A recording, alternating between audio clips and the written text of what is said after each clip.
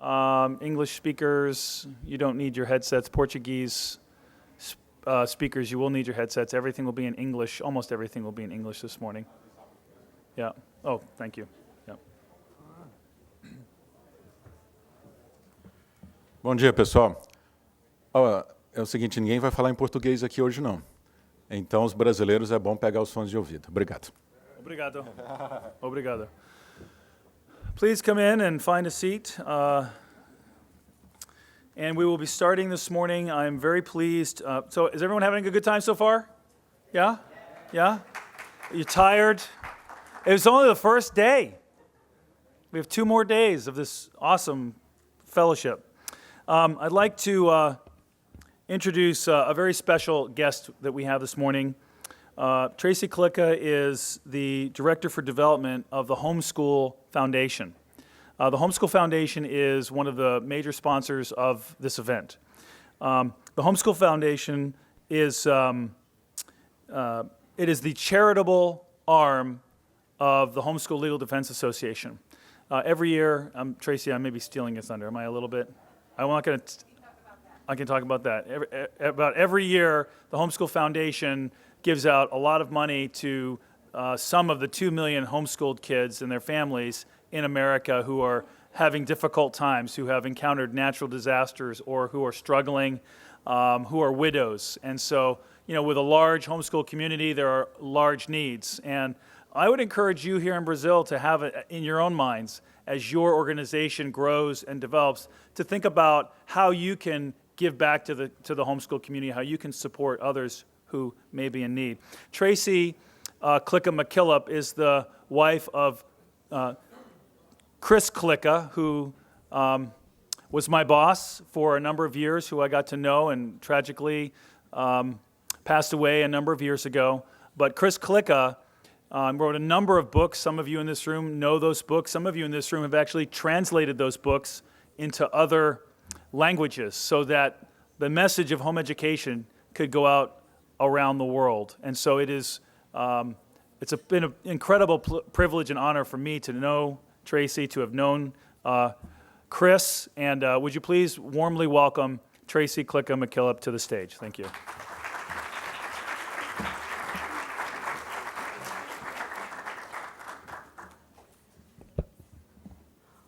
Bom dia. Good morning. I had a little lesson yesterday from a good friend. So, yes, Mike has told you that the Homeschool Foundation is the charitable arm of HSLDA. We like to say that the Homeschool Foundation is the heart of HSLDA. HSLDA started the Homeschool Foundation to bless the homeschooling community all over the United States, and that was started in 1994.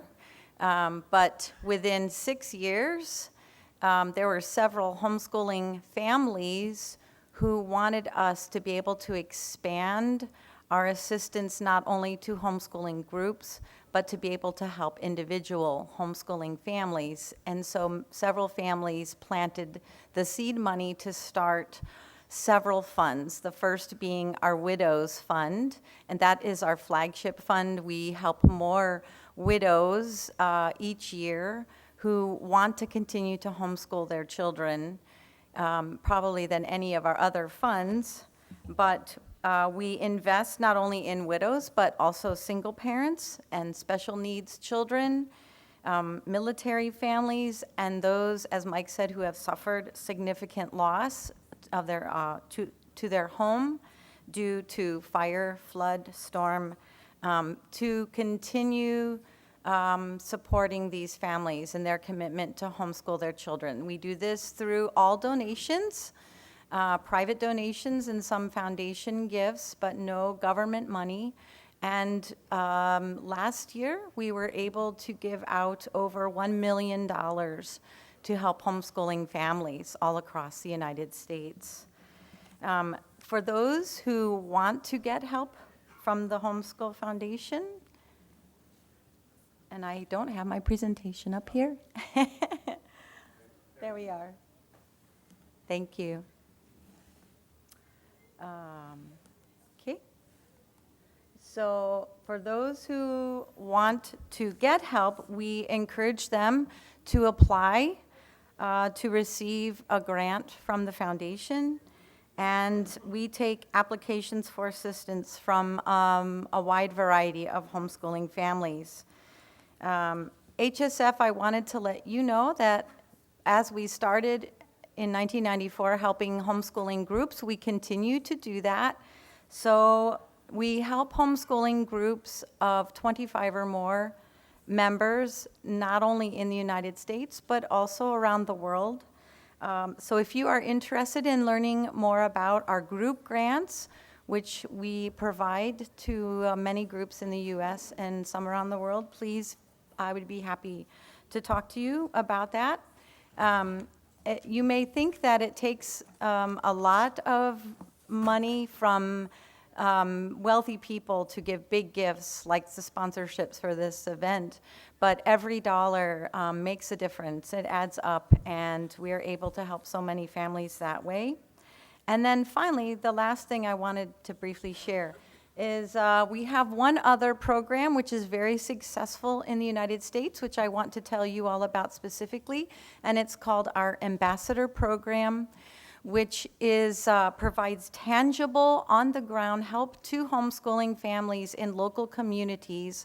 And we do this by having state ambassadors throughout the 50 states. We have about 37 state ambassadors now. We're always looking for more state and community ambassadors, but this is a way that families can actually touch the lives of another homeschooling family in person and make the wonderful lasting contact and impact in their life. And that's something else that you might have a vision for in your countries, to help families by bringing the homeschooling community together to do that.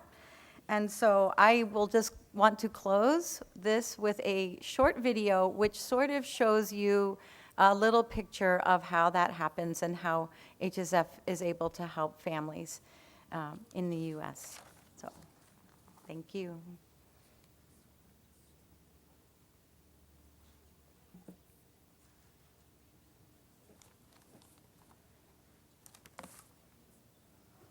That could help her place the lost parents in a little yellow house. A few months later, the girl's mother taught her under the like most children next to their new instead yellow house. Her mother taught her all sorts of amazing subjects at home. When the and at night grew up, her father showed into the little yellow house with her one night family. A fire like her parents, she decided to teach her children at home. The family escaped. She then remembered the organizations that had helped her parents after the You fire. have like two sessions running at the same time. Helped rebuild the little yellow house. They told the girl's parents about an organization that could help replace the lost school materials.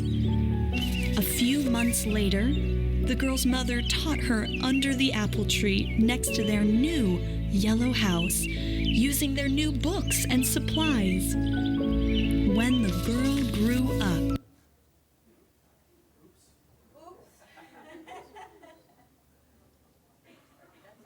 once upon a time, a girl lived with her parents in a little yellow house. She didn't go to school like most children. Instead, her mother taught her all sorts of amazing subjects at home. And at night, her father showed her the stars. One night, a fire burned down the little yellow house. The family escaped, but all of the girl's books were destroyed. Kind neighbors and friends helped rebuild the little yellow house. They told the girl's parents about an organization that could help replace the lost school materials. A few months later, the girl's mother taught her under the apple tree next to their new yellow house, using their new books and supplies. When the girl grew up, she moved into the little yellow house with her own family. And like her parents, she decided to teach her children at home. She then remembered the organization that had helped her parents after the fire. And she gave them some money to help other homeschool families because she had learned that when we help one family, the whole community is strengthened.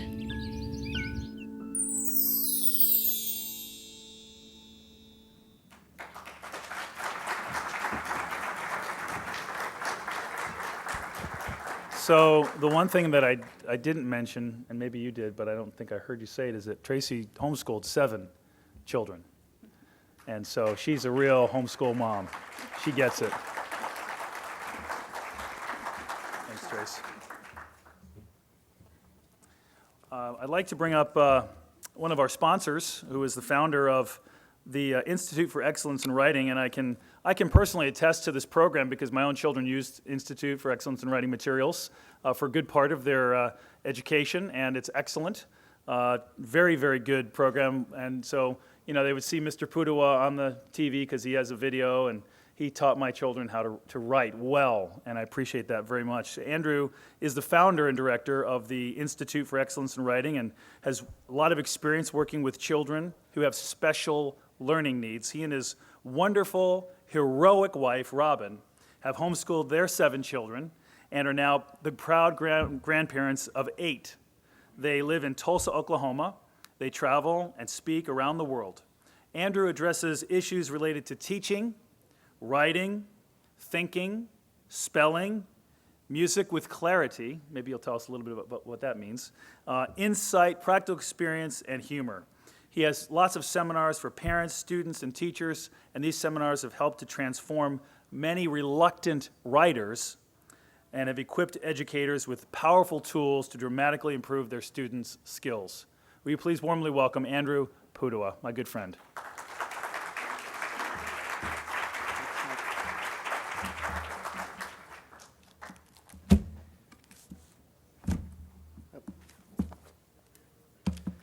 Go the right way here. It is a great pleasure to be with you all here at the Global Home Education Conference. I am here with my beautiful wife. Where is she? There. You can wave to her.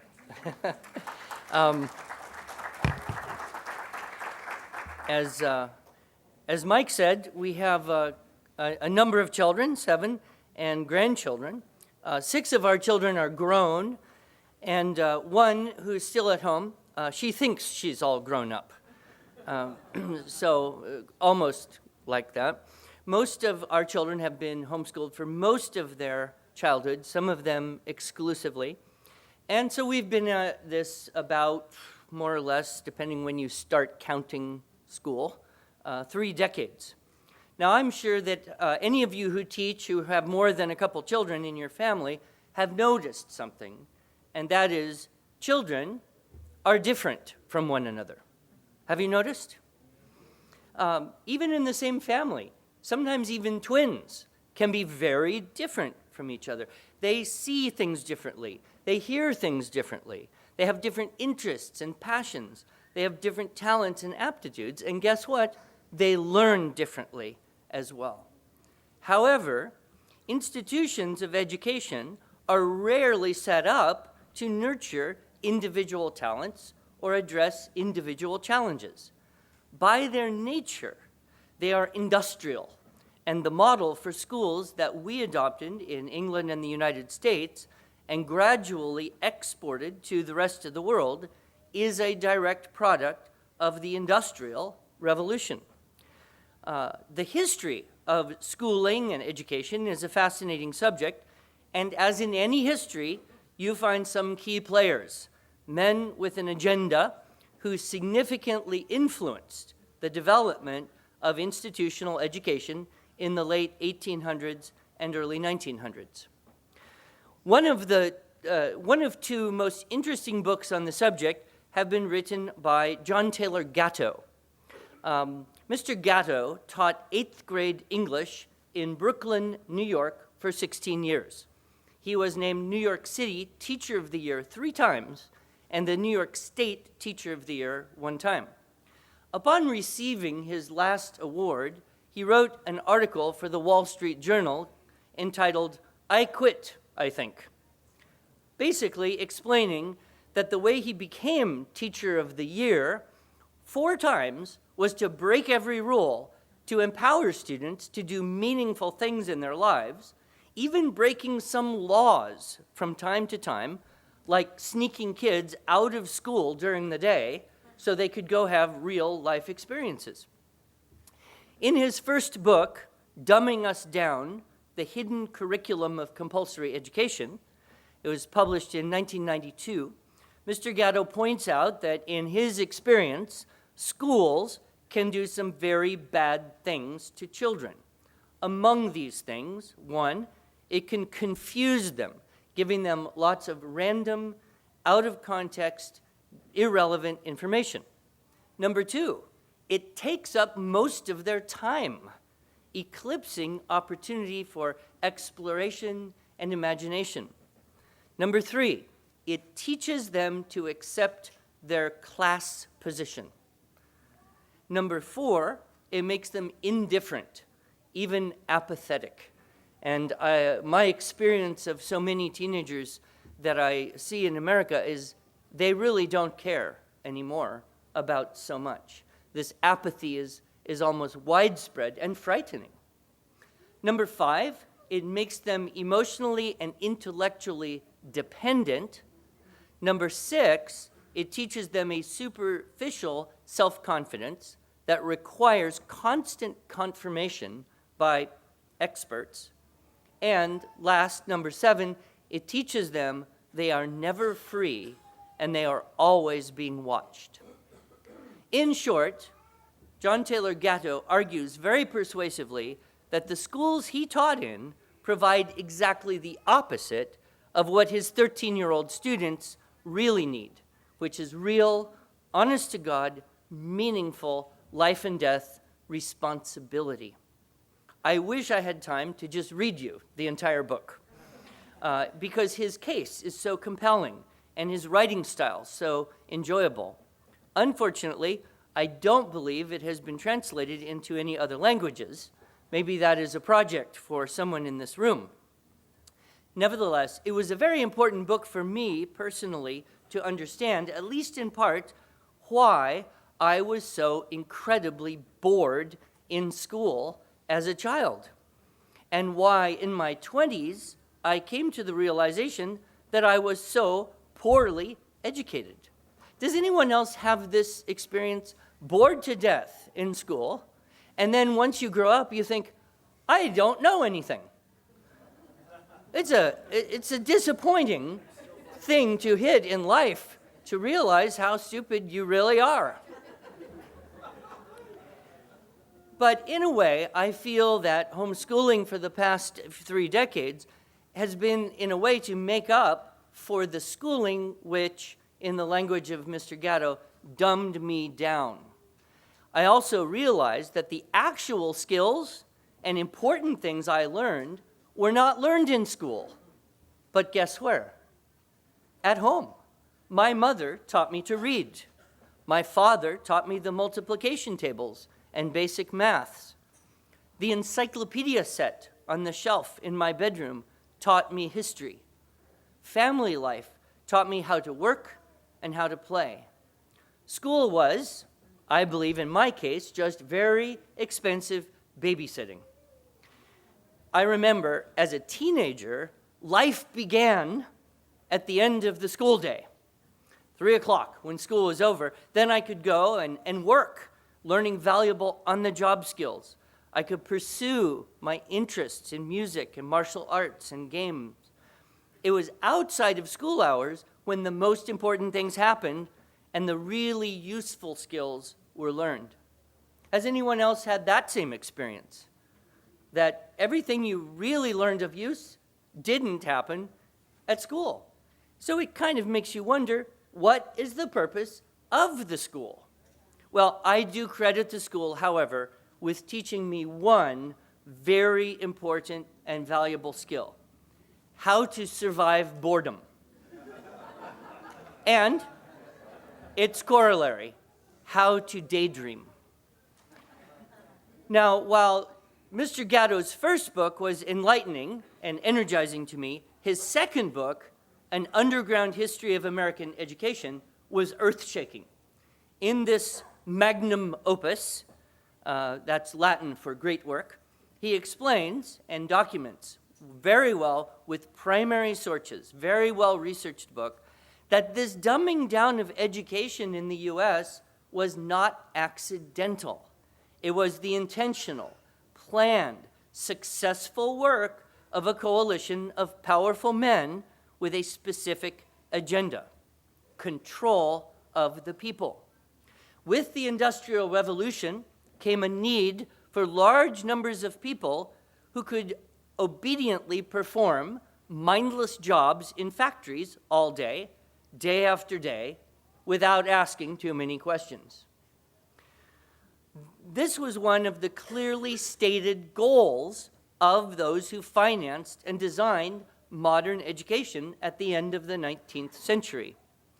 This modern education was philosophically advanced by modern psychologists who, beginning to separate the mind from the soul, if not outright deny the existence of a soul, believed that one could condition humans by creating the ideal environment, and in doing so, engineer society for its own betterment. In other words, mankind would improve itself through standardizing and controlling education. These modern educationists, perhaps you've heard of the names Horace Mann or John Dewey, and those who followed, set up teacher training institutions to gradually change both the purposes and the outcomes of schooling, which, by the early 1900s, was compulsory in all of the United States. This work, of course, had to be supported both politically and economically. Many well-meaning people who saw the horrors of children compelled to work long hours in factories from a young age supported laws that would require children to be in schools rather than factories, and then over a few decades ultimately prevent them from working industrial jobs until adolescence. I think most of us would view this as a good thing, but there is an irony here. It was the big industrial money, Rockefeller, Carnegie, Ford, etc., who financed the modern education institution today.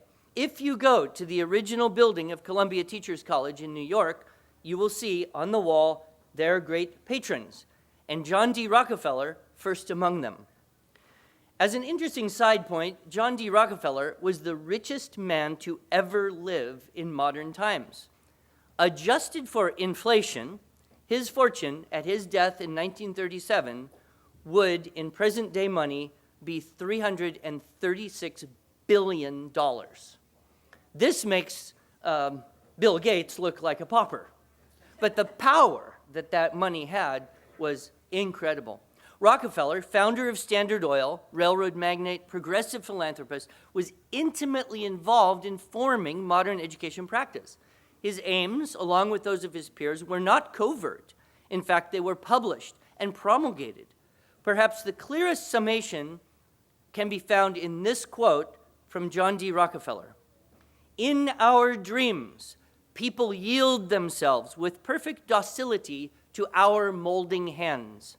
The present education conventions of intellectual and character education fade from their minds, and, unhampered by tradition, we work our own goodwill upon a grateful and responsive folk."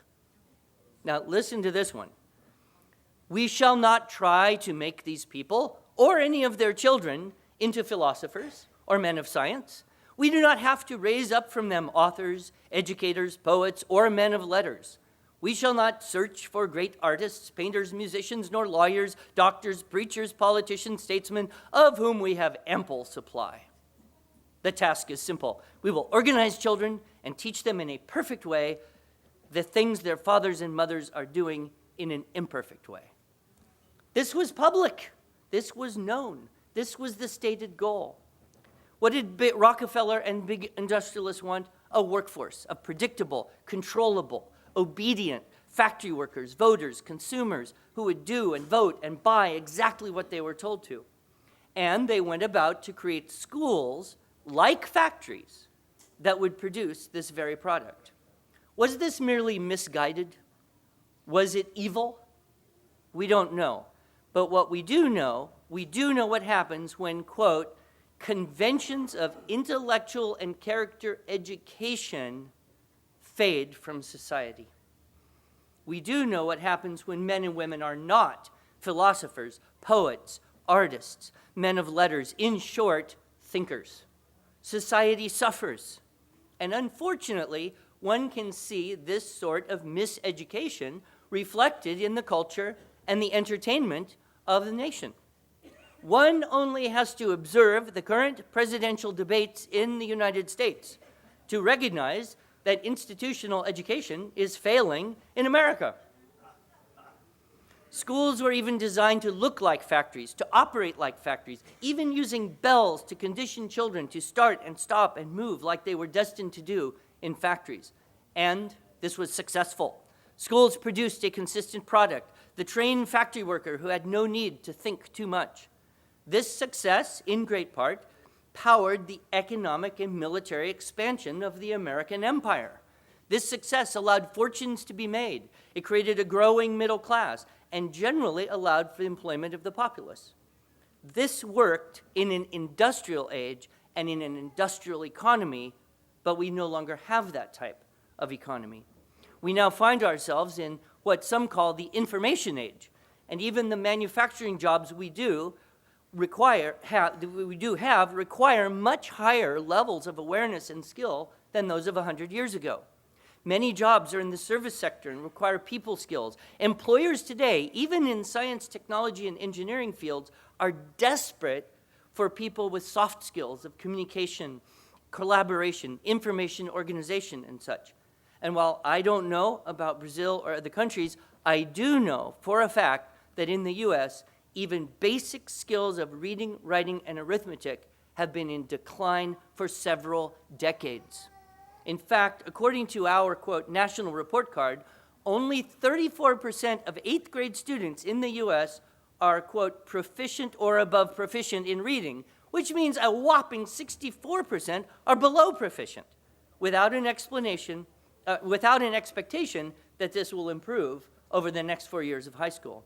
According to a study done by the California State University System, over half of new university students need remedial writing instruction. A recent bestseller entitled The Global Achievement Gap: Why Even Our Best Schools Don't Teach New Survival Skills Our Children Need and What We Can Do About It. Tony Wagner, professor of education at Harvard University, showing something good can come from Harvard, shows clearly how the old model of schooling with canned curriculum, standardized tests, grades that compare and rank students, and a system that mostly teaches what to think rather than how to think is failing our children, failing our economy, failing our democracy. And he proposes some solutions. Not surprisingly, some of the educational ideas and environments he describes resemble the homeschool environment. He acknowledges that allowing students to progress at their own rate allows for much greater mastery, motivation, and success. High aptitude students can move quickly through curriculum, which they can master more easily, while students who struggle in one or more areas can go slower, utilizing more repetition to gain solid understanding. This is simply not possible in the conveyor belt type of classroom where the teacher has to move all students through the same textbook according to the same schedule. Another thing Tony Wagner sees a great need for, and again, we so often see happening in home schools, is students working independently with initiative. In home education, students can pursue individual interests with more time than a typical school situation would allow, and with enthusiasm, which builds a love of learning and excitement that can cultivate diligence and excellence. Additionally, Wagner points out that collaboration is a real-life skill that is taught very poorly in schools, but often happens naturally in a home-educating family. Whether it's a simple thing like cleaning and organizing, parent and child making dinner together, working on a science experiment in the kitchen, or even a greater undertaking of starting a family business, where children and parents are learning together, collaboration naturally happens. Lastly, we might look at the social environment of the school versus the home. Howard Gardner, in his work Multiple Intelligences, discusses interpersonal, or what might also be termed social intelligence, a part of which includes being comfortable and effective in a wide range of social situations. And while, quote, socialization is often a thing people worry about when considering homeschooling, it's actually an area where I find home-educated students excel greatly. A typical homeschooler has much more opportunity to interact with people of different ages, family members. It is to have more involved conversations with parents and other siblings and other adults, to be involved in activities that are more diverse than children who spend most of their day in age-segregated groups, interacting only minimally with adults and others of different ages and circumstances. As an employer, I find that homeschool students are almost always more ready to begin work confidently in a work environment with people of all ages. So, given the opportunity that home education offers for flexible paced study, individualized instruction, greatly improved reading and writing skills, specialized study, collaboration, innovation, and very often a much better social environment, it is clearly an excellent choice for many families. We now have millions of homeschooling children in the USA and Canada, and the results are in. It works. Some of these results I think we're going to be hearing about shortly. I am here to support and encourage you from all other countries who wish to pursue and help others pursue home education as an excellent alternative to this old, outdated institutional model. Thank you very much.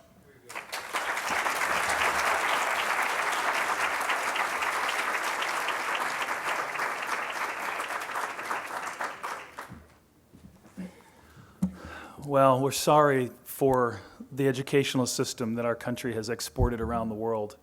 As you can see, people around the world look to America and they say, oh, we want to be like America, but maybe not such a good idea as it relates to education. And that's why I think you see that the homeschool movement has grown so fast in our country. Thank you, Andrew. That's very timely and appropriate and sobering. Our next speaker is Debra Bell. Debra is the vice chair of the Global Home Education Conference Board. She's a homeschool heroine, if you will, in the United States. She is a pioneer of homeschooling. She's a hero to many, many homeschooling moms. She's been encouraging people for many years.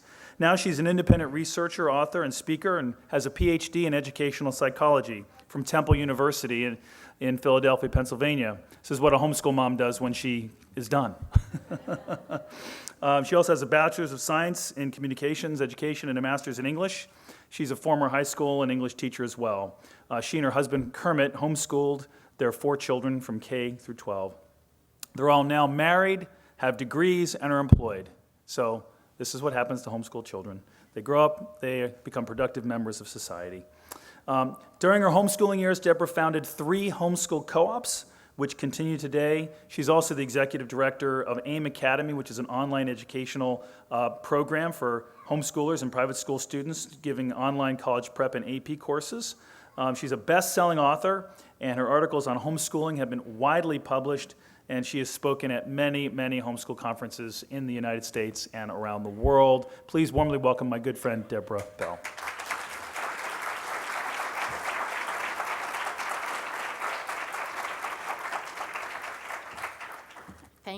Thank you, Mike. I'm going to take you through a quick summary of 30 years of homeschool research, and we're going to use the United States as a case study, because I think this is where the phenomenon, modern home education movement, has appeared, and I think that Andrew gave an excellent, concise history of what probably fueled the modern home education movement in the United States. And I want to share this just because I think it may be predictive of the future for those of you around the world. So, in the 1980s, who homeschooled in the U.S.? From the research, we can see that it was predominantly conservative, religious evangelicals, and on the left, cultural progressives. At that time, the Department of Education estimated about 100,000 to 200,000 or 120,000 students were being home educated. That's when they started to count. And one of the Department of Education's researchers commented, the only unifying force homeschoolers share in common is the idea that parents should and can be deeply involved in the education and development of their children. And she went on to say, this tiny countervailing trend has likely peaked. It's in 1980. So, who home educates in the U.S. today? The most recent census, or the most recent data collected by the Department of Education is in 2013, and they estimate that 3.4% of the school-age population is now home educated. That's about 1.7 million children, greater than the combined enrollment in Chicago and Los Angeles, which are two of our largest school districts. And that same researcher now reports it's one of the most significant social trends in the last 50 years. Along with this rapid growth in home education in the states has been concurrently public approval and cultural normalization. So public opinion on home education has changed over the years rather quickly, and I would like to suggest this is probably because everybody in the U.S. today knows a homeschooling family, if not many. And here is what I found very exciting and heartwarming in the data, is that now as many as 30% of the homeschool population in the United States is minority or underrepresented people groups, because one of the first criticisms of homeschooling was that it was for the privileged class. It was for whites. It was for middle class. It was for traditional families where there's two parents. And so it was elitism, and that our motivation might be to distance ourselves from the rest of the diversity in our culture, but we do not see that playing out in the data. And minorities are also coming into the homeschool community, and now as many as 20% of the homeschool population is economically disadvantaged. So this is the homeschool demographics in the U.S., most recent data, 2013, suggest that everybody from every walk of life is being included and represented in home education, and I think that's why Patricia Line says that it really is a significant social reform. So what's happening around the world? You probably know better than me, but by just trying to collect data where I could find it from reliable sources, 60 countries are represented on HSLDA's international website where there are homeschool organizations or identified leaders. And that, I think, is what's represented here in our conference. And an estimate, this is very conservative, I do not want to over-report, conservatively about 300,000 families, probably representing about 1 million children globally, are now being home educated. And every place where we're tracking data, home education is on the rise.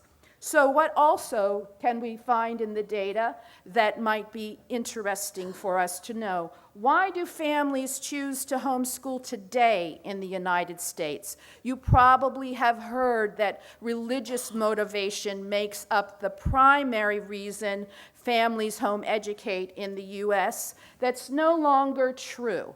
It's now very diverse. In fact, the Department of Education's data collection now has 8 different possible reasons that families could tick off as being their motivation.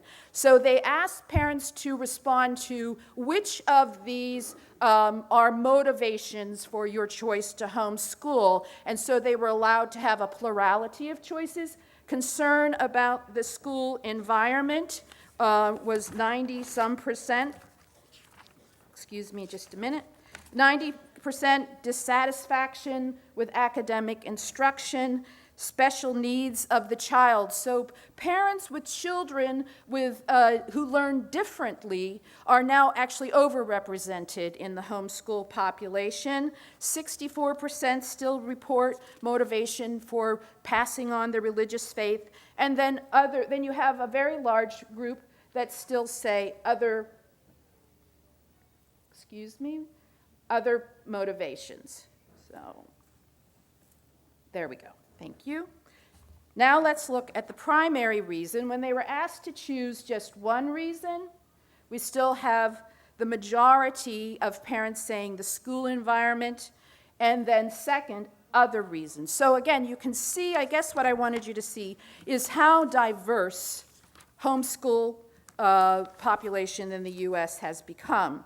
So now let's look at what we think are important reasons or important outcomes for homeschooling. So the state of the scientific research in homeschooling is that we now have a growing body of knowledge about the outcomes of home education, and this research is growing in its rigor and sophistication. I want to take a moment, though, to acknowledge the pioneer in homeschool research that's here at the conference with us, and that is Dr. Brian Ray.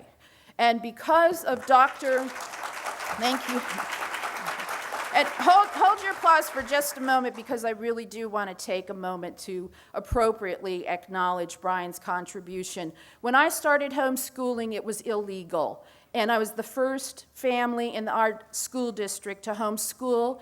Our superintendent called me into the office and gave me permission to homeschool my children because I had a teaching certificate and had worked in the district, but he said nobody else can.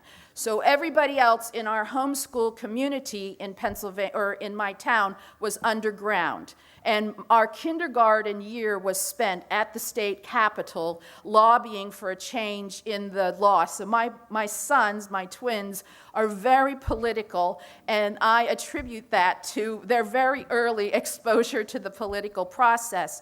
But what really turned the tables in state after state after state, in fact, Mike, didn't we turn that around in 10 years? In the United States, 10 or less than 20 years, we turned around from most places being illegal and restrictive to legal and free in the United States, was the research that Dr. Brian Ray did. So I'd like to ask Brian to please stand this morning and to receive our appreciation for his work, his heroic work. Brian's clear in the back.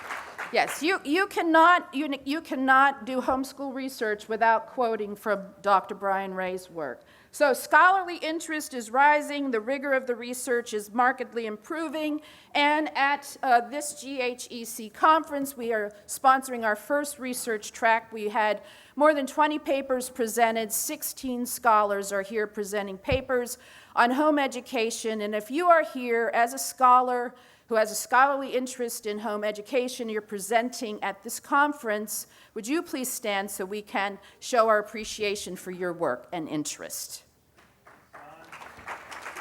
Thank you.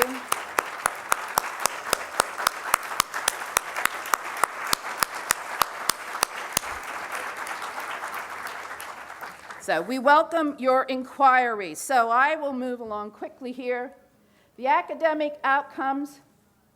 if we are able to synthesize from the data, homeschool students score significantly higher on standardized tests than national norms. Minority homeschool students outscore their public educated counterparts. Lower SES or lower economic status students are outperforming their counterparts in the public education setting. Less parental education does not seem to be a disadvantage on academic outcomes for home-educated students. Other academic outcomes that are noteworthy is students are enrolling in post-high school degree-bearing institutions at greater rates. They score slightly higher than their peers on college entrance exams, and they improve the longer they are homeschooled. I just want to mention quickly findings in my research. I looked at achievement motivation as an outcome because I think a love for learning or intrinsic interest in learning is an outcome that's meaningful to parents when test scores might not be. And in my research, I found that the older homeschool students had higher achievement motivation than the younger homeschool students, which is the opposite of what we find in a traditional setting. And I also found that the longer students were home educated, the higher or an increase in their achievement motivation, which is also a reverse of what we find in a traditional situation.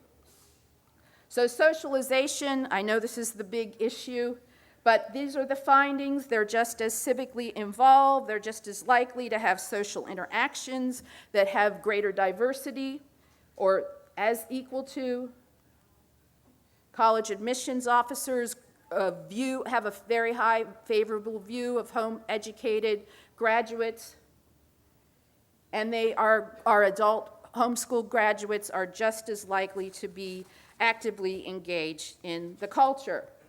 So, I want to conclude my remarks by issuing a call to all of you to join the story and to contribute to research into this cultural phenomenon because it advances our freedom. Participate in homeschool research when you are called upon to do so, and also find a scholar and befriend that scholar and encourage academics in your sphere of influence to investigate this under-researched phenomenon, because I think that we have nothing to lose and everything to gain by inviting their inquiry. So thank you very much.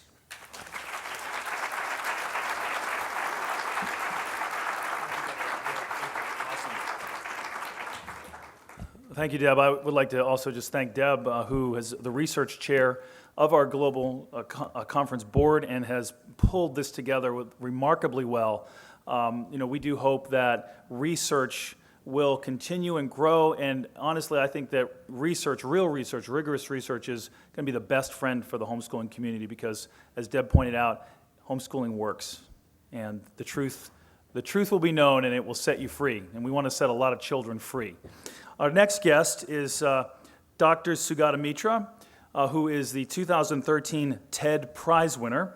Dr. Mitra is at the forefront of a new approach to education that challenges how we teach today's children in a technological age. He's currently working on a very interesting project called School in the Cloud, which is a culmination of over a decade of research and observations from all over the world.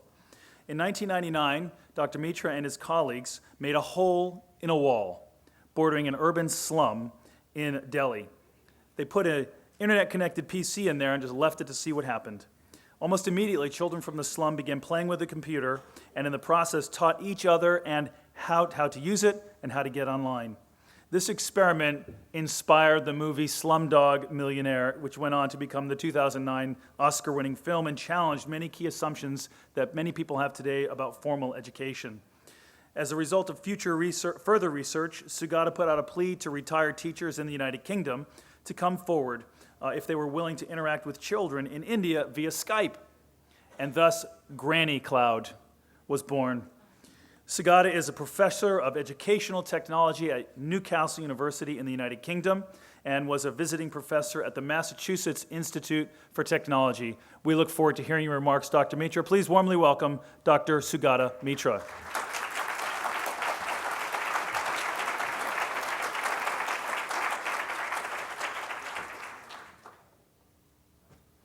I'm not going to tell you my password.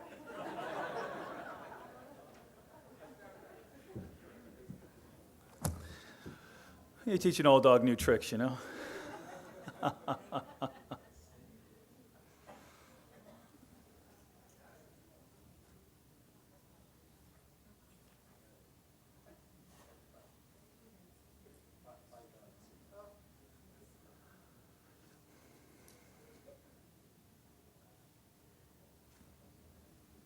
Please welcome Dr. Sugata Mitra.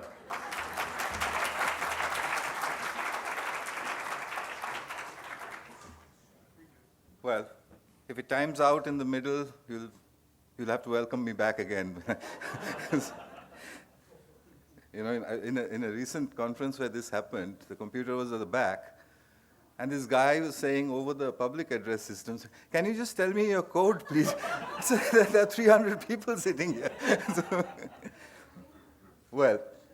So, what I'm going to talk about is not exactly about homeschooling or state schooling or even education. I want to focus on the one step before that, which is learning. Eventually, what you want, whatever the method may be, is that you want people to learn. So what is that learning then? How does it happen? Does it always happen the same way? Did it happen the same way in the 18th century as it should happen today, in which case we don't need any change? Or is it happening differently? So I got into this actually rather accidentally. So I must first of all tell you that I do not have a formal background in education. I didn't study education as a subject. My formal background is in theoretical physics. Okay, so I got into this because when I did my physics, my PhD, it's a long time ago. At that time, physicists were the only people who knew how to write computer programs. So a whole bunch of us fresh PhDs all got jobs as computer programmers and not as physicists because we made more money that way. So I became a programmer. I was a pretty good one actually at that time. And my boss said, well, if you've got a PhD, you can't just be a programmer, you should teach other people how to write programs. So I got pushed into what I considered the most boring profession on the planet. To teach other people how to write programs. And in those days, you had to teach programming on a blackboard, you know, with chalk. The computer, there was one computer somewhere in the building. So that's how I got into education. But it went in a very strange direction, and that's the story I want to tell you. But first of all, a large part of my job has been done. You just heard about this in the very first lecture and put very succinctly over there. So I don't need to repeat that. There was an age when people had to do the work that machines do today. So if you want people to work like a machine, you need a factory that will produce these human machines. And that's where you heard it all came from. The question is, what's it doing today? And why the disenchantment of young people with institutional schooling is because they don't want to be parts of a machine, particularly a machine that doesn't exist anymore. So they don't see the point of the whole thing. We'll talk more about it as we go along. So I got into, as you heard, into this whole thing about children and education or sorry, I should say children and learning, through this experiment. And people often ask me, what made you do an experiment like that? Well, it wasn't a flash of inspiration or anything like that. It's just that I used to go into this pretty plush office in New Delhi, teaching rich people's children how to write computer programs. And right next door, there was a slum. And I used to think, well, isn't it a bit of a waste? Because how many brilliant programmers am I missing in that lot? And why am I missing them? Because they don't have the money, and nobody is going to pay me to go and teach them. So it was not a very pleasant thought. But then I thought, well, what can I do? I'm not in the social reform business or anything like that. But I'm going to give them a computer. That's what I'm going to do. And in those days, 1999, a computer used to be several months' salary, if you remember. So I said, well, I mean, they're never going to get one, so I'm just going to give them one. That's all I can afford. So I gave them that computer. And where do you put it? Well, there's no place to put a computer in a slum. You can't put it on a table and a chair. So I took a wall, I copied the banks, and made myself a do-it-yourself ATM, about 3 feet off the ground, connected to the internet. I bought the highest bandwidth I could get in those days. It was 2 megabit per second. Okay. It had nothing on the screen. It didn't have any special software or anything like that, just the browser window connected to the internet and nothing else. And that is the very first day's picture of the children sort of scratching their heads. So I was there, and I remember that the children said, "What's that?" Again, please throw your mind back to 99. Today, nobody's going to ask that, but at that time, there were people who said, "Oh, what's that?" So what should I do? I think at that point in time, I entered from physics into education because I realized that I shouldn't say, "That's a computer."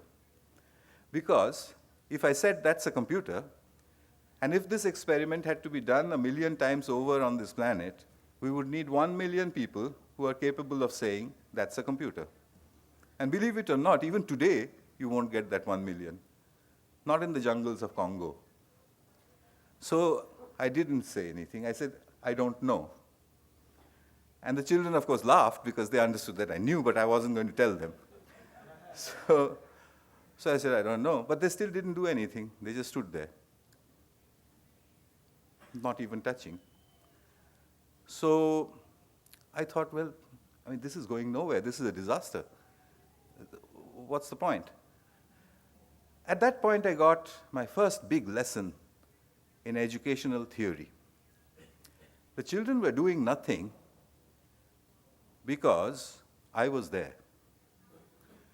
You see, if you're a child faced with this new gadget in front of you, and this fellow wearing a suit and a tie is standing there and staring down, what would you do? You'd do nothing. You're just frozen there. So I turned around and I walked off. And as I walked off, I heard the little voices start behind. Okay? So I got my big lesson in education.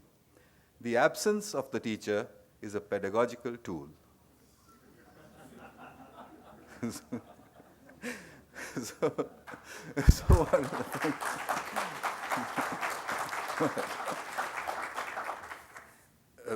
I'm glad you like it. Nobody liked it in those days. What happened next was, 8 hours later, the children started to browse. And the Times of India landed up, and they said, "This guy says that nobody taught them." And they wrote, I have the cutting somewhere, "Education without teachers is inconceivable." He is lying, effectively. That's what he said. Somebody taught them. I couldn't say, I mean, what do I say? So, but I didn't do anything. I wasn't even there. So I went back to the children, and I said, "So what's this? What's going on?" So they said, in this, they didn't even know much English. So they said, and this is very interesting, I find, in retrospect. They said, there is an arrow. You have to shoot that arrow into one of those things, the little icons that they have, paint and this and that. You shoot the arrow into one of those things, and then you hit. When you hit that, now for those of you who know anything about Indian Hindu mythology, there's a god called Shiva. And Shiva has a drum. The drum looks like this, and you hold it in your hand and you play it like this. Is when you hit the target with your arrow, Shiva plays his drum. And something new always appears. So I understood a whole lot about where myths and legends come from. And today, 16 years later, I sometimes think to myself, did they say something terribly wrong? It was in a language that I don't use, but they effectively told me what browsing was. By the end of the day, they were browsing, and they were teaching each other how to browse, naturally, because one child can browse, another one comes in, and so on. By the 8th day, I saw a game on the screen. I hadn't put any games there. It was a game downloaded from Disney.com. And I asked the children, what's this? And they said, yeah, we put it there. We found it, and we put it there. So I said, what is it? They said, it's a game, it's a rat game. I said, a rat game? He said, yes, the central character is a rat. That was a very sad comment about Mickey Mouse. Anyway, so those were sort of glorious years. So I went on measuring all this stuff, and what I got at the end of it all was the following. The World Bank funded me, because they said, if what you're saying is right, then this is too good to be true. So they funded me to repeat this and to do a proper study on it, which I did. It took about 4 or 5 years. What it said was, groups of unsupervised children left in the presence of publicly available, safe internet will, in a period of 9 months, go from a computing literacy level of 0 to that of the average office secretary in the West. So there it was. There it was, and I found myself at the brunt of this tremendous onslaught on training. And I was working for the training industry. So I said, I didn't do this, honestly. It just happened. But there it was. So just a brief glimpse of those years. It was all over across the length and breadth of India, from really remote villages and deserts and rivers and so on. Here's one of those places on the west coast called Sindhudurg. This is 2002.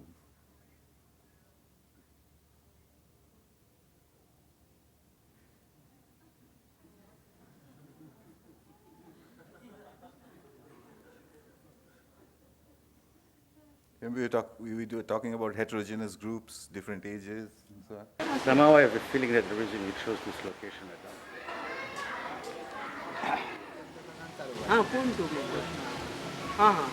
चित्रकला चित्रकला करूया चित्रकला game खेळा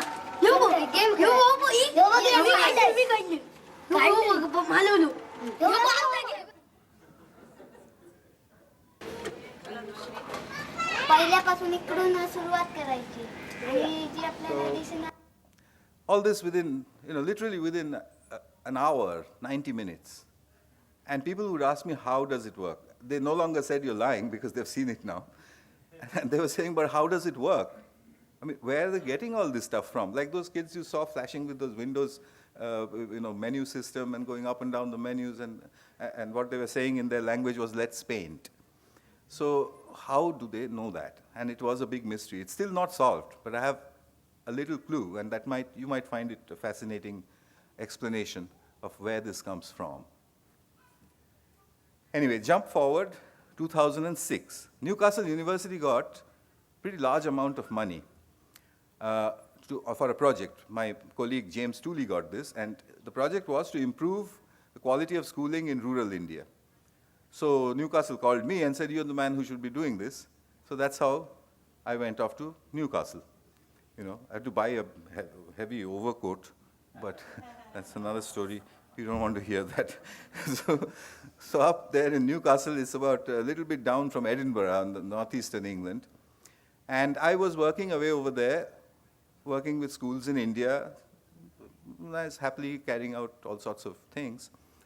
When one day an English school teacher walked into my room and said, "What about us?" So I said, "What do you mean, what about you? I mean, you're a developed country. You've got schools, excellent schools. You've got computers for everybody. You don't need me. My work's something completely different." And she said, "No, but why can't you do the hole in the wall here in England?" And I said, "No, absolutely not. We're not going to do the hole in the wall in England." So she said, "Why?" So I said, "Because if you do the hole in the wall experiment in England, all you'll get are frozen children." Okay? You saw how can you do that? You can't do anything outdoors. You know? So she said, "No, don't be funny. You've got to solve this problem." So I did solve the problem. I turned the hole in the wall inside out. And here's how you do it. It's very simple. Take a room, put in about 4 or 5 computers. Remember, safe, publicly visible internet access. That's what I'd learned from the old experiment. So let's say 5 computers with big screens. Take 20 children, put them into that room, and ask them a big question. What's a big question? Well, it depends on the age groups, but at 8 or 9 or something like that, a big question could be, for example, can trees think? So the 9-year-old, no, no, yes, no. So you'd say, well, you know what? Nobody knows the answer. As soon as you say that, 9-year-olds respond immediately. We'll find it, that kind of thing. So now, and then they say, what happened to all the computers? So I use my hole-in-the-wall technique. I say, well, I don't know. There are only 5. Don't tell them they have to make groups, because what else can they do if there are 20 children and 5 computers? So they make their groups, okay? But they make it. You didn't tell them. And they shout and fight and talk and do all sorts of things. And suddenly, out of this chaotic situation, you get a lull. And then suddenly, you get order. Not just order, you get first-year undergraduate university level material coming out at you. See, the internet doesn't know that they're children, so the internet throws everything at them. The children don't know they're not supposed to read certain things, so they start to quote out of the Harvard Business Review. Okay? And this is what happens. So here's a glimpse of that.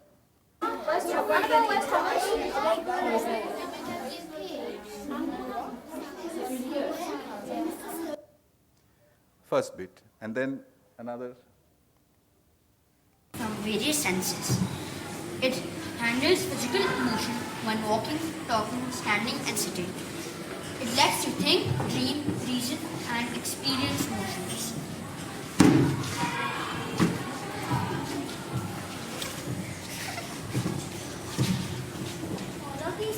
So, one thing to notice over there, people used to say, well, big deal.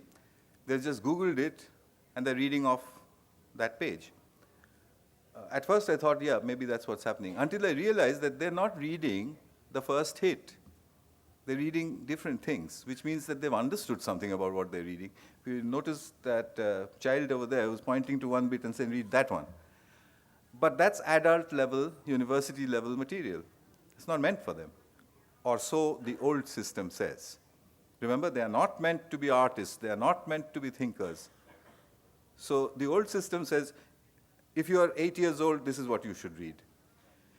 Here, there was no such restriction. And what we were getting was some kind of order coming out of chaos. And I sort of break my head over what's going on until I turned to my old subject and found the answer, I think. We've known for over 100 years that in nature you have something called spontaneous order. It happens all the time. When you have dust and a bit of breeze blowing, and a dust devil rises and moves around and dies out. If you were to say, who made that? The answer is nobody made it. It just happened. order out of chaos. Can that happen with children's learning? This seems to say yes. Well, back in 2009, I discovered another thing about this kind of spontaneous ordering. It can be helped by an adult, particularly by a friendly but not knowledgeable adult. I called it the method of the grandmother. So if you throw your mind back to your grandmother's days when you were a little girl or a little boy, the granny's method was to say, "Oh my God, how did you do that? When I was your age, I could have never done anything like that. I was so stupid." And the child says, "Don't you even understand that? Well, let me show you the next thing." So she's driving a learning spiral using admiration instead of discipline, a totally different way. We called it the method of the grandmother, and in an appeal in the Guardian newspaper, I said, if you are a British grandmother, if you have access to the internet and a web camera, then can you give me 1 hour of your time every week for free? In 2 weeks, I got 200. At any point in time, there are about 600 of them. 50, 60 active, but 600 members. I know more British grandmothers than anybody in this room, by the way. So actually, they're not all women. There are men, there are women, there are young men, there are young women. But the name Granny stuck. The youngest I have is 16 years old. Okay, it's just that people who have interest in children, they're called the Granny Cloud, and I can beam them anywhere on the planet using Skype. If you do that, if you make a self-organized learning environment like I described, if you throw in the Granny Cloud, then you get something which doesn't look like school at all, but it is a place for learning. We gave it a name. We called it the school in the cloud. So what is the idea there? The idea is that you steep the children in the internet. It's the opposite of what schools do right now. Do you realize that most of our education system is in denial about the internet? Particularly schools. Schools want to pretend the internet does not exist, which is why you have to give your devices in or turn them off before you can enter school. Googling a teacher during her lecture is criminal. Okay, you're not supposed to do that. So this reverses that. It takes the teacher out, or moves her back, and fills the vacuum with the internet. And then we see what happens. So when I got the TED Prize, I decided that I would build 7 of these schools in the cloud. That's about, I could manage the budget. It was a big budget, $1 million, but I could build 7 of these and keep it going for 3 years to collect data. These 7 range all the way from among the most remote areas that I can find in India, the Ganges Delta, where the Ganges meets the sea, an area called the Sundarbans, where there's no electricity, no healthcare, no schooling, nothing at all. From there, through to rural India, semi-urban India, urban India, and urban Britain. So 7 of them, 5 in India, 2 in England, northeastern England. Exactly similar facilities. And over a 3-year period, I would track for what happened to the children. Of that, about 2.5 years have passed. It's going to finish by November of this year, when we will start to put the data together. But I know it kind of, the very first conclusion that sticks out of it all is, in some ways, full of hope, in some ways, terrible to certain people. Groups of unsupervised children, given the internet, can learn anything by themselves. I've tested it, I've published it. I've tried to look for a limit. I've tried to find things where it would fail. It never, ever did. So what does it mean for all of us? Well, some people say, that's not true knowing. And some people say, we don't know. We don't know this world, the world that the 9-year-old lives in. The 9-year-old today has never seen a world without the internet, if you think about it. So the internet, to the children who use these places, the internet is like a sixth sense organ for them. The child with the net in his pocket. So that's the first bit, which is your going from the hole in the wall to the school in the cloud. That's how it progressed over those last 15 or 16 years. We find reading comprehension go up dramatically because nobody tells the children what they should and should not read, so they read everything. Their searching skills obviously improve. And remember, searching the internet is not taught in school. Because, that's terrible. That's not learning. But there's a problem. We get stuck at one problem, assessment. So I got onto, teachers would tell me all this is fine. But 2 years before the GCSE, that's the end of school examination in Britain, 2 years before the GCSE, all this has to stop. We will focus on rote learning and the ability to reproduce on pencil and paper, because that's what the exam is asking for. The exam is not saying, use the internet, work in groups. So we have to forget all about that. I started searching for why is this system the way it is? Why is the exam system like that? And I think I got the answer. You heard it in the first lecture, but this is a nice picture to show you. I'm going to show you a picture of an office from 1910. Okay, that's what it used to look like. Rows of clerks and a floor supervisor.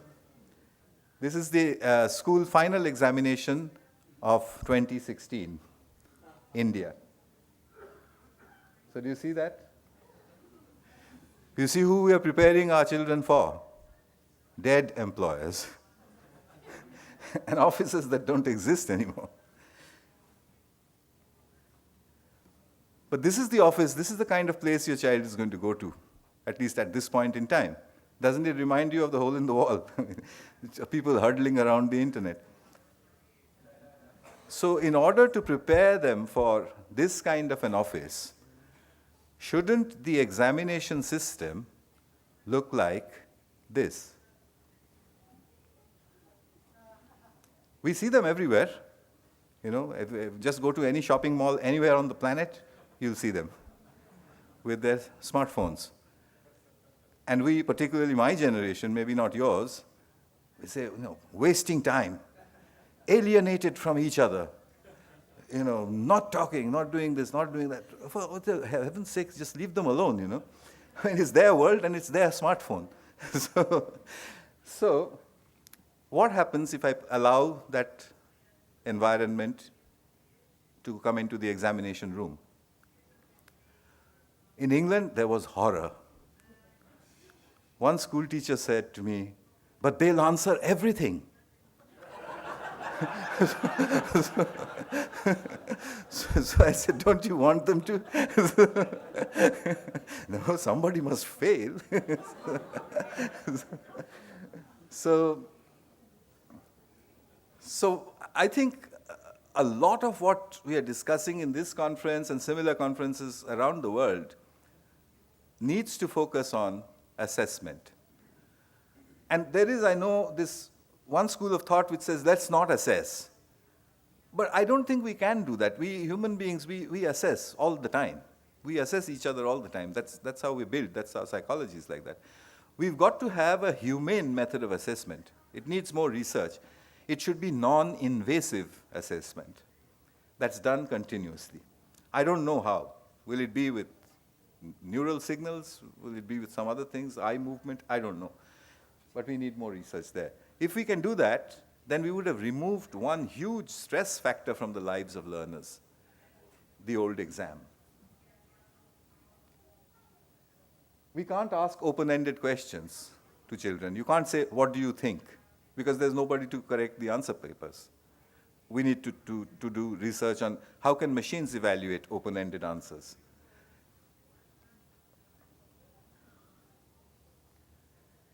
The mechanism, as I said, is most probably spontaneous order. What's causing it? Why didn't we see it before? Because we didn't have a very important component. The biggest interconnected system that has ever existed. We don't realize the size of that thing. It's got more interconnections in it than there are fundamental particles in the universe. If you take all the transistors of all of them and you see how many combinations you can get out of it, you get this infinity, basically. We're already there. What does that thing do? Well, in the words of a 9-year-old English girl, when I was having a similar discussion with them, I said, well, what does it do? And she said, it thinks. Okay? And she may not be far wrong. The internet and children together produces this fertile, spontaneous ordering. What does it mean for us? We need to use it as a pedagogical method, spontaneous order. There's no need to provide irrelevant factual material. You don't have to say how tall the Eiffel Tower is. Instead, you just have to say how tall is the Eiffel Tower, and they'll tell you. So you just reverse the roles always into questions. Well, now this one, I don't know how you're going to react to that. If I take my smartphone and I point it at a piece of Japanese text, and let's say I have an app which reads out the text to me in English, would you say that I can read Japanese? And you'd say, no, of course not. You're not reading Japanese, you're using an app. But what if I said, imagine that my phone and I are joined together. We are a composite entity. Half human, half phone. Can that read Japanese? Of course it can read Japanese. What does it know? Everything. Okay? And where's this phone going to go eventually? Right now it's sitting in my pocket. It used to be bigger, and now it's gone into the pocket. Give it another couple of years, it'll disappear. I don't know where, somewhere. Inside your kidneys, maybe. So, then what are we going to do in the exam hall? Are we going to say, leave your kidneys behind? So you can't remove a sense organ and then ask people to perform. It's like asking somebody, tell me the time, but don't look at your watch. Even if you could, what for? People will say, but what if all the watches in the world stopped? And they often say, what if the batteries run out of the tablet phone? Well, I don't know what kind of question that is, actually.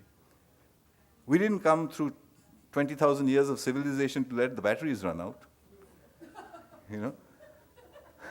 So if the batteries run out, and we lose it all, and all this goes away, then we'll go back to the trees. But does it mean that you, homeschoolers, are going to teach your children how to hang from trees, just to prepare?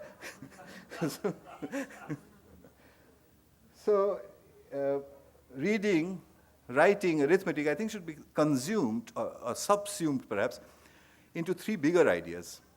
Comprehension, whether you read or you not, do you understand what that is? Do you have a means to understand? Comprehension. Writing, can you express? Can you communicate? It doesn't matter by what method. Whether you know how to make scratch marks on pieces of paper to convert your thoughts into words, I mean, that would have been pleasant for the Phoenicians, but I don't know how much we need it any longer. So, comprehension, communication, and arithmetic, the biggest of the culprits. We spent years teaching people the 17 times tables. Everybody in this room was taught 17 times tables. I remember up to 17 into 3 so far. If you say what's 17 into 4, I quickly start multiplying in my mind. Why was I taught that? Well, just in case if you were stuck on a deserted island and you needed to find out, 17 into 3 coconuts or something like that.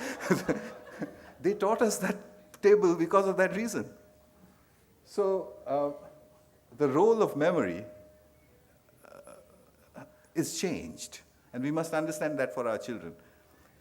Don't say to your child, it was different when I was in school. So what? You have to design their education for their time, not for yours. And that's really hard to do. In this picture, everything is obsolete except for the sleeping child. The book, the fountain pen, on that other picture over there, the bakelite telephone, next to it there's a purse with real money in it, a pencil, a notebook, some books on the, everything's gone. Everything went into the tablet phone. Every single thing. So what's she going to do? Well, as you can see, at the moment she sleeps. If you surround them with obsolete items, they will fall asleep. There's no need to classify them as mentally ill because of that. So what shall we do with curriculum? Curricula are made of things which are known. For some reason, you take everything that we know and you say, my child must know these things out of it. Why? Just in case if he ever needs it. What sort of thing? Well, I looked at the curricula of England. My favorite question, which comes in the end of school exam, what is an oxbow lake? Okay, now I have a question for all of you. What would happen to you if you went through your entire life without knowing what an oxbow lake is? Would you like the answer to that question to determine what happens to you in the rest of your life, whether you pass or fail? We've got these dinosaur pieces lying around from the past inside the curriculum. Somebody needs to sit and take all of that out and to replace it with things which should be there but are not. We need to change just-in-case skills to just-in-time skills. When I need to know, I can find out in seconds.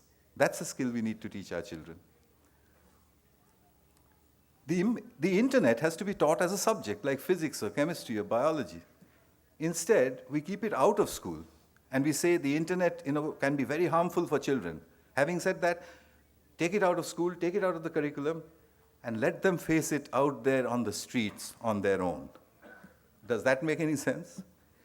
So bring it into school as a subject. Bring in networks, chaos theory, emergent systems. That's what's driving our world today. How will they ever understand Wall Street if all they know are the 17 times tables? So finally, I'm way ahead, out of time, but I'm just about to finish. I want to take an example of the transportation industry. On the top left, the horse and carriage. That's how we went from one point to another for thousands of years. There was a coachman, there were horses, there's the carriage. You got into the back and you said, take me there. The coachman then takes you there. Then the internal combustion engine got discovered, and we said, well, that's cool, the horses have done their bit, now they're going to be replaced. But something unexpected happened. The coachman disappeared because the passengers became the drivers. Nobody had expected that. So that was the second phase. And now, from this year or probably the next, out of the United States, most likely will come the driverless car. So first the coachman went, the passengers became the drivers, and then the thing starts to drive itself. What does that do? Well, your grandchild might ask you an interesting question. He might ask you, what does driving mean? And you'd say, we had cars, we had a wheel, we had a stick, we had 3 pedals, and you pump the thing, and you pump the pedals, and you move the sticks, and the car moves, and your grandchild would have said, don't be silly. So, he wouldn't know what driving means. We'll forget driving. Now, let's come to our subject, children and learning. Top left, the horse and carriage. You are the community that are saying, we'll take our children out of there because we have the internal combustion engine. I'm doing the middle bit right now, I'm struggling with it. I'm giving the passengers the wheel. And I'm going to see where they go, if you let them. But what is to come is, I think, more fantastic than all of this. It's the half human, half internet, which is perhaps less than 50 years away from now. When, like driving, your grandchild, or perhaps your great-grandchild might ask you, what does knowing mean? Like driving, We are headed towards, I think, a situation where knowing becomes obsolete. And if you say, well, that's a horrific thought, that's our pride in our species is our ability to know. Homo sapiens, the ape that knows. Are we going to give up that identity? Well, there is a positive way to look at it. We got off the trees about 500,000 years ago, and we stood up on our two legs. And in the last 10,000 years, we made knowing obsolete. Isn't that an achievement? So somewhere inside that, I think, lies the future of learning itself. So what do you do with schooling? Well, what do you want your children to do, or their children? Well, they should be healthy, happy, and live a productive life. I think nobody is going to say no to those three things. So any decision you take, you have to check against healthy, happy, productive. I'm sure you'll agree that 17 times tables will immediately go out of the window. Doesn't contribute to any of the three.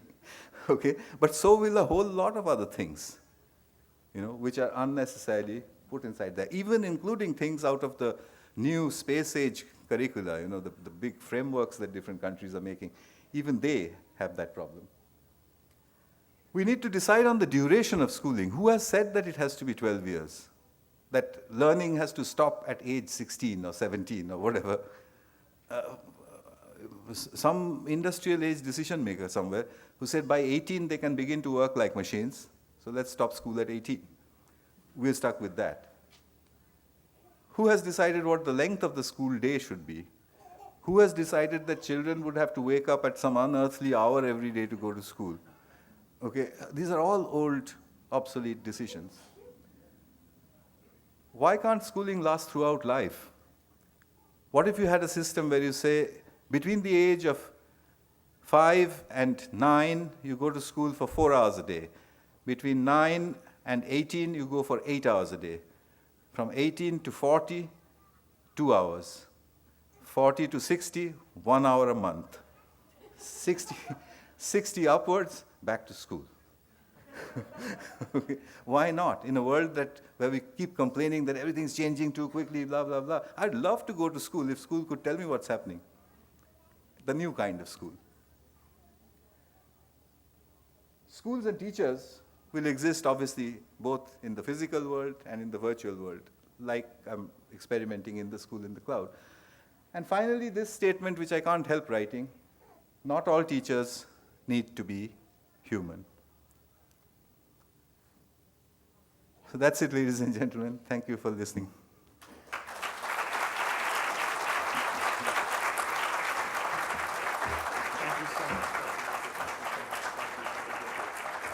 Well, I'd like to thank Dr. Mitra for challenging our assumptions. I'm sure for many of you that was very interesting. As I listened to that, I couldn't help but wonder to myself, knowledge is one thing, but there's more to life than knowledge. And perhaps we can have a conversation about that. There's character and there's belief. And are those separate from knowledge? And so, when we think about these very interesting ideas about who we are, the world, knowledge, experience, how do we interact with each other in the world, I think we have some deep questions to answer. And I think Dr. Mitra helped us to imagine what the future might be. And that doesn't answer the question. It just creates more questions. And you're very good at that, I see, asking questions. So thank you so much for that very interesting presentation about that. And I think as parents, we can decide for ourselves what we want to take from that. This is an environment where there's openness for discussion of ideas, of exploring different ideas. We don't have to agree with everything or everyone, but I think we have to listen and we have to explore and we have to interact with these ideas and with each other and filter them and think about them and then make decisions about how they're going to fit into our lives. So, a few announcements. Sergio, are you here? Where are you? Sergio. Sergio is not here. Okay, well, I'll make the announcement for him. So, we're a bit over time, and we'll start the workshops just a few minutes late. So, workshop leaders, let's plan on starting at 11:10. That's in just about a half an hour. So, we'll start at 11:10. If you can finish on time, great. If you can't, that's okay. It's do the best you can. So if you signed up for the sightseeing tour, we're going to go up to the Christos statue up there. If you signed up for the tour, please meet in the hotel lobby on the ground floor at 1:45. We will leave at 2. If you arrive at 2:01, you will be walking up the hill, okay? Or you can take a taxi. But we'll be all going together. The program says 2 groups. No 2 groups, 1 group. Everyone meet in the lobby about 1:45 for the tour this afternoon. Please bring water. It's hot down here in Rio. Bring some water, sunscreen, bug repellent. I haven't seen a mosquito yet. My son has been bitten by a mosquito. I told him to watch out for the mosquitoes. But anyway, so you might want to bring bug repellent. Okay. So workshops will be from 11:10 until about 12:30. In San Diego is the power of relationships, home education, and the family. In California is the research roundtable. In Atlanta, and these are all on the first floor, Atlanta is thinking globally, acting locally, strategies for a global movement. And up here will be the alternative education in Latin America. In this room will be translation into Portuguese and Spanish. Okay, now, this evening we have a very special opportunity to watch a very powerful movie and to have a conversation with one of the producers of that movie, Franco Iacomea, from Argentina, I think. Yes, Argentina, okay. The name of the movie is La Educación Prohibida. How was that? Not bad?